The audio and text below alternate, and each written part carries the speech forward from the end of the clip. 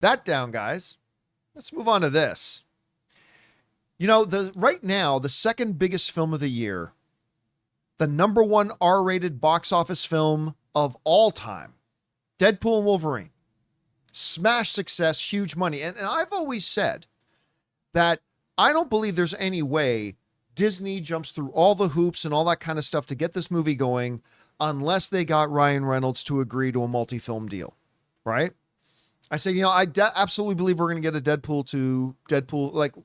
the MCU, a Deadpool 2, which would essentially be Deadpool 4, Deadpool 5. I think we're going to get all that kind of stuff. But lately, Ryan's been sounding like he's not all that anxious to jump back in front of the camera a lot. And now he's actually, in an interview he did with an Actors on Actors with Andrew Garfield, he's kind of dropping hints that we may not see another Deadpool movie. This comes to us from CBR, who wrote the following. Ryan Reynolds said, Deadpool's a supporting character, much more than he is a main character, Reynolds said during a Variety Actors on Actors segment. He went on to explain that the only way to change that is to strip everything away from the Merc with a Mouth.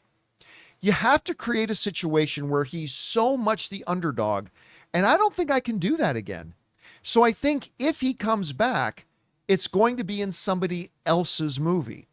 Channing Tatum was so excited to play Gambit, and I would happily be the fifth banana in his movie or anyone else's.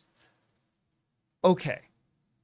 Now, normally, when a movie is a smash hit, particularly a billion-dollar hit, joins the billion-dollar club, particularly when it becomes like the highest grossing R-rated film in history, the general Hollywood narrative goes like this. A big multi-film deal is signed and plans get underway immediately to start cashing in on that. And while I absolutely believe that Bob Iger would absolutely love to get more of that sweet Deadpool cash, it really all comes down to Ryan Reynolds. And listen, as of right now, a lot of us has got to remember now, Ryan Reynolds probably today, as much money as he makes in Hollywood, that's probably his acting right now is probably his side hustle. This dude has so many businesses and stuff like that he runs. I mean, that's probably where I'm just guessing here. That's probably where the majority of his money comes from. And starring in movies like Deadpool and Wolverine is now a side hustle. Mm-hmm. Well, he sold, didn't he sell aviation, or his ownership of aviation? I think he sold the majority of his ownership in aviation to like a 400 times profit. And there's Mint Mobile that he was divested. Yeah, he's still an owner at Mint Mobile, but he's short his majority share. Yeah. And then he's got obviously Wrexham, and then which is and now that beer company they've invested in Wrexham. Yep, so. Now they got the beer company and all that kind of, oh, by the way, his wife is a movie star. Mm-hmm. They have all the money in the world. I know. Let the man live a little and bit. They have like, I think, correct me if I'm wrong, chat, but I think he now has 23 children. He's got a lot of kids. It's 23 and me. It's 23 and me. Him and Blake have a bunch of kids. Yeah. And like to them, his kids is his world, right? So for him to come out and say, listen, I just think that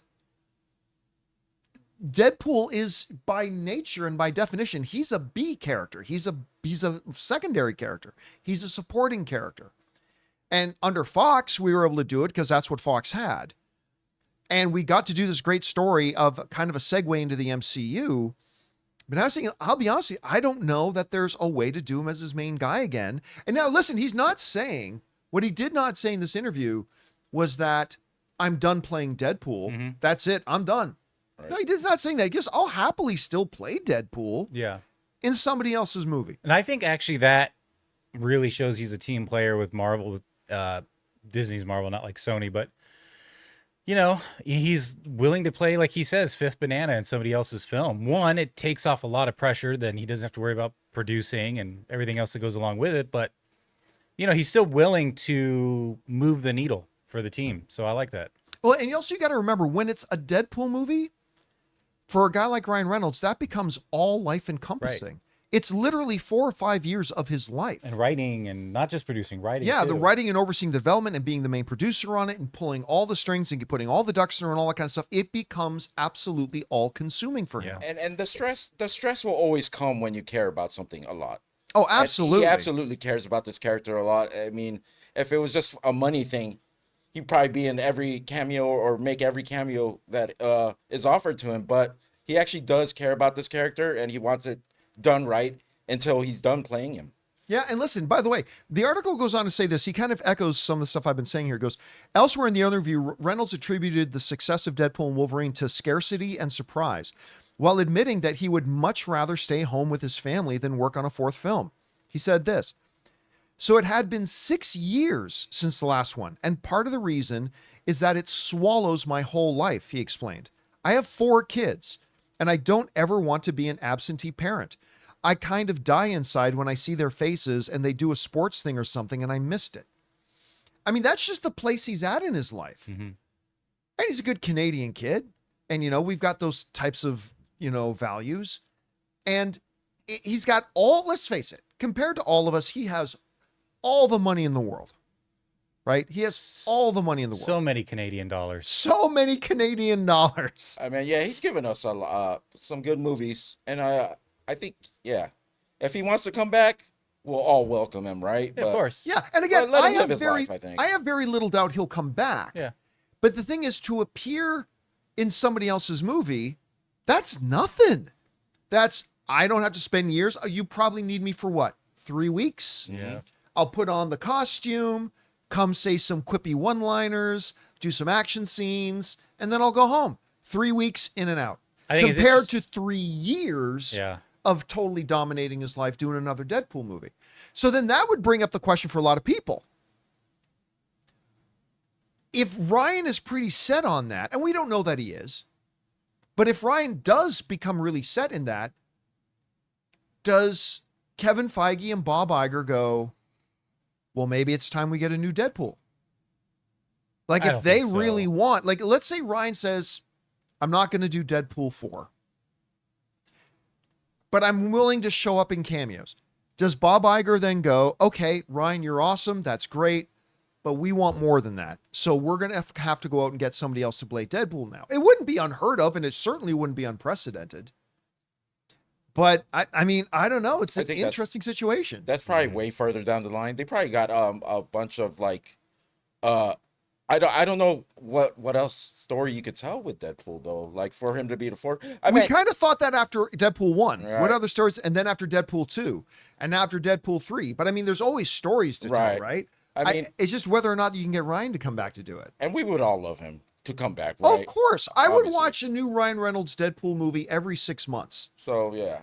But maybe he's just not at that point anymore. Guys, we want to take a second to thank a sponsor of this video, Mando. Guys, I've got to tell you about something that changed my whole body care game. Mando Whole Body Deodorant. Now, I first heard about Mando last year when they offered to become a sponsor of the show, and I was honestly skeptical. I mean, a deodorant can't really control odor for 72 hours, can it? But after using it myself, I am a believer. You can use it anywhere on your body, and I mean anywhere. It's clinically proven to keep you smelling fresh for up to 72 hours without any irritation. I'm loving the clover wood scent, but they've got options like bourbon leather, Mount Fuji, Pro Sport, and even unscented if you prefer to go stealth mode. I like to use it after the shower, before the gym, or even important meetings. It's that reliable. And right now, Mando's got a killer deal. New customers get $5 off their best-selling starter pack with my exclusive code Campea. That's over 40% off. Just go to shopmando, that's